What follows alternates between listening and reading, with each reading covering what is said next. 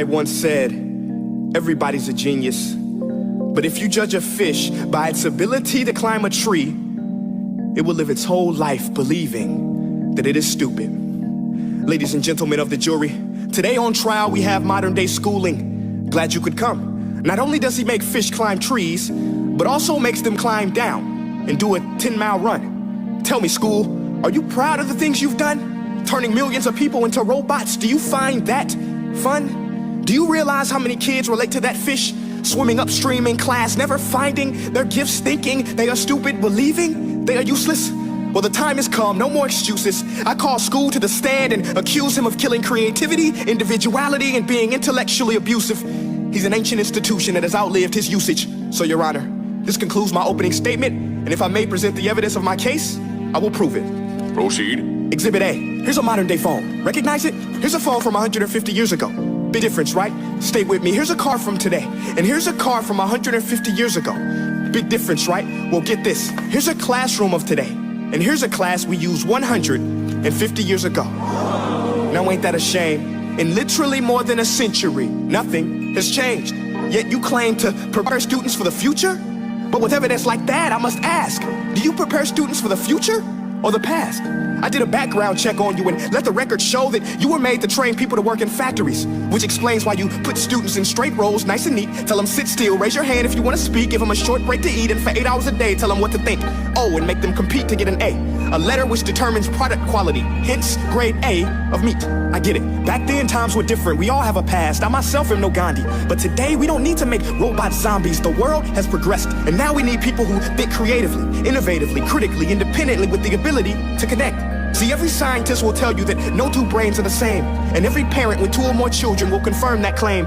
So please explain why you treat students like cookie-cutter frames or snapback hats, giving them this one-size-fits-all crap. Watch your language. Sorry, Your Honor, but if a doctor prescribed the exact same medicine to all of his patients, the results will be tragic. So many people would get sick, yet when it comes to school, this is exactly what happens. This educational malpractice, where one teacher stands in front of 20 kids, each one having different strengths, different needs, different gifts, different dreams, and you teach the same thing the same way?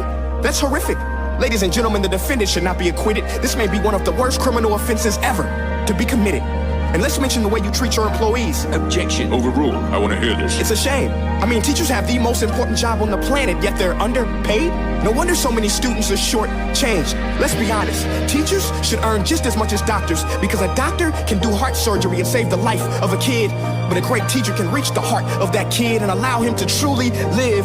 See, teachers are heroes that often get blamed, but they're not the problem. They work in a system without many options or rights. Curriculums are created by policymakers, most of which have never taught a day in their life. Just obsessed with standardized tests. They think bubbling in a multiple choice question will determine success. That's outlandish. In fact, these tests are too cruel to be used and should be abandoned, but don't take my word for it. Take Frederick J. Kelly, the man who invented standardized testing, who said, and I quote, "These tests are too cruel to be used and should be abandoned." Ladies and gentlemen of the jury, if we continue down this road, the results will be lethal. I don't have much faith in school, but I do have faith in people. And if we can customize healthcare, cars, and Facebook pages, then it is our duty to do the same for education, to upgrade and change and do away with school spirit, because that's useless unless we're working to bring the spirit out of each and every student. That should be our task. No more Common Core. Instead, let's reach the core of every heart in every class. Sure, math is important, but no more than art or dance. Let's give every gift an equal chance. I know this sounds like a dream, but countries like Finland are doing impressive things. They have shorter school days, teachers make a decent wage, homework is non-existent, and they focus on collaboration instead of competition. But here's the kicker, boys and girls. Their educational system outperforms every other country in the world.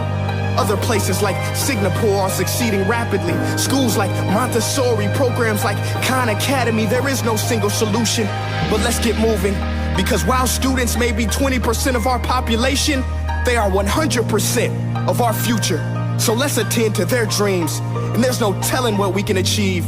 This is a world in which I believe, a world where fish are no longer forced to climb trees. I'll rest my case.